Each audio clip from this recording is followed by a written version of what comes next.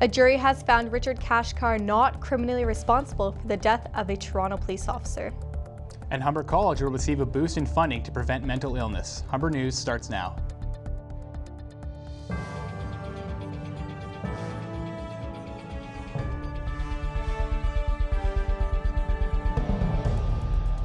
Hello, it's Wednesday, March 27th. Welcome to Humber News, coming to you from the Broadcast Center here at the North Campus. I'm Kelly Snyder. Thanks for joining us. And I'm Ryan Sonnercook. Ahead on our show, we have all your news and sports highlights, as well as your 5-day weather forecast. But first, our top story.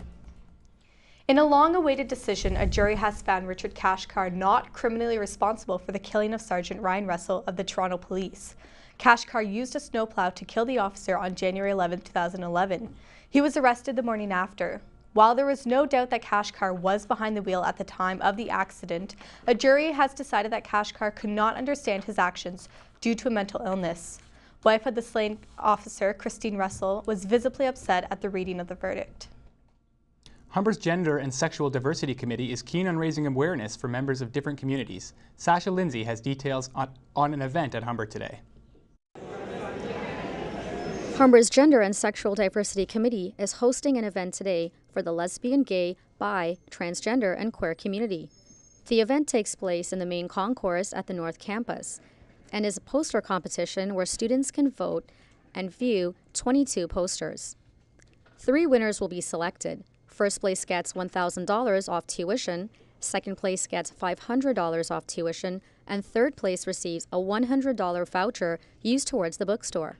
Gender and Sexual Diversity Committee member Teresa Stager says the competition showcases art involving many issues of the LGBTQ community.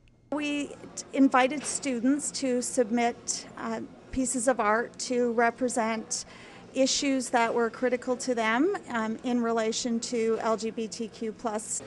This committee holds special and unique events to the Humber community, where new students and people like this can attend an event called the LGBTQ Social, where each year when you go on Humber's orientation website, you can find out new information as to what this event is all about. Creating a positive space at Humber is one of the committee's main goals. Gender and Diversity Committee member Aisling Burke says this committee is unique to colleges in Canada. So what we're doing on the committee, there's a couple of subcommittees. So one subcommittee was working on this, and another subcommittee is working on how to engage faculty or how to engage our curriculum to make sure it's inclusive of LGBTQ.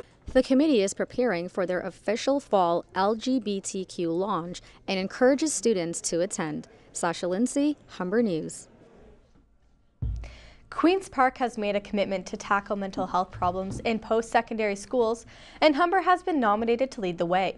The provincial government announced yesterday they will spend $27 million on new projects.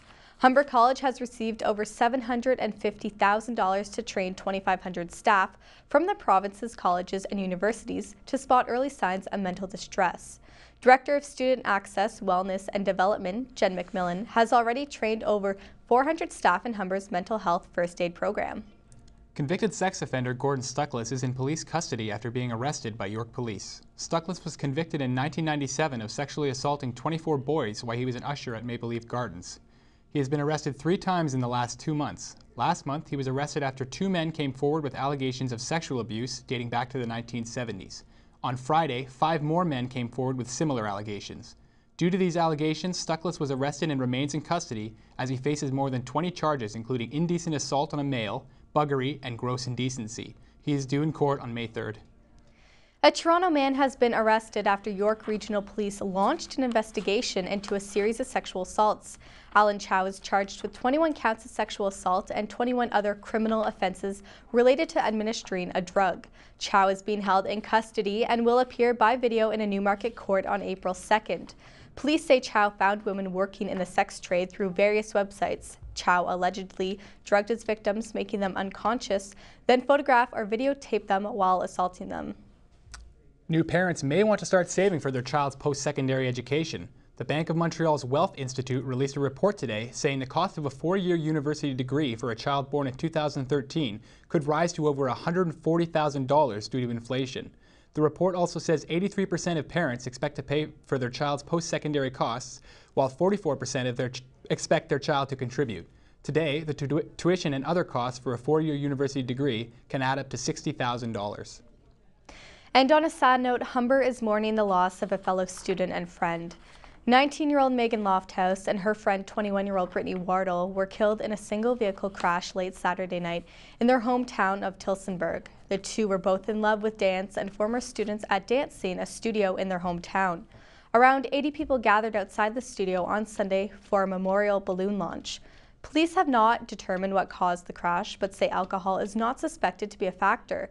Lofthouse was living in residence while studying at Humber. When we come back, we'll have more news from around the country and the world. Samantha Martin will have your sports news, and Shiloh Adams will have your 5-day weather forecast. The winter-like temperatures will be seeing their way out as the week continues. I'll have your 5-day weather forecast after this.